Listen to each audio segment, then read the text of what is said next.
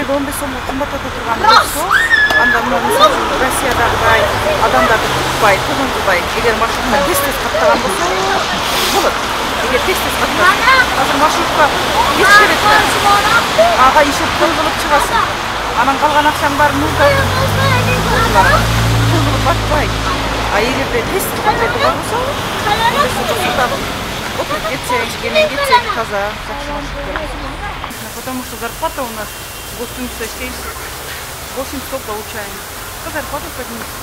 И маршрутканы, если маршруткалар жакшы жүрсө, как бы работаешь, чыгасаң болот. А если маршруткалар жакшы жүрбөй турсай. 15 сом кымбат болуп калат. Кымбат болуп калат. Лучше bir iki сом кошсо нормально көтөрөт. Анан 15 сом көтөрөлөт. Анан тиги шаардагы но шаардын четиндеги төлкө азыр шаардын ичиндеги гана пенсионерге үлгөт берип атат да. Ал шаардын четиндеги пенсионер эмеспи. Ошондуктан шаардын четиндеги но шаарга каттаган пенсионерге дагы үлгөттү караштырыш керек болуп атат өкмөт. Ата биз өкмөттөн үмүтүбүз чоң болгон эми каттатып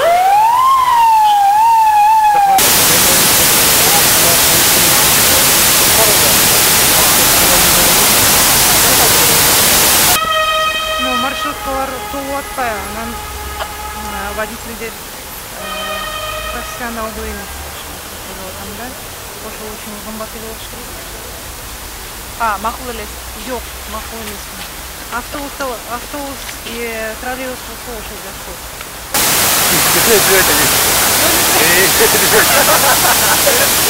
Эми азыр могу биздин Кыргызстанда вообще эле айлык аз. Муну азыр эле мен Фейсбуктан окуп келдим, мугалимдердин, врачтардын айлыгы совсем эле аз деп. Анан эми, конечно, светке, газга мен, конечно, аны каалаган деп өткөнүн. Анын үчүн көбөйүш үчүн бизге анда ошондой эме кылыш керек да. Айлыкты көбөйүш керек, пособияны көбөйүш керек. Анан билбейм, ушу жол кирен дагы кымбаттатканга мен каршымын. Себеби мугалим болсок жалаң ушу менен жүрөбүз. Маршруткада. Анан мисалы билбейм, эми 15 сом болуп койсо деле биз үчүн аябай эле кымбат да. Туурабы? Ушундай кымбаттатпай эле койсо жакшы болмок. Эми эгер анан шарт жок болсо анда билбейм. Биз го эптеп тыйын таап алса багыш пенсионерди камтыйт анда. Туурабы? Ушундай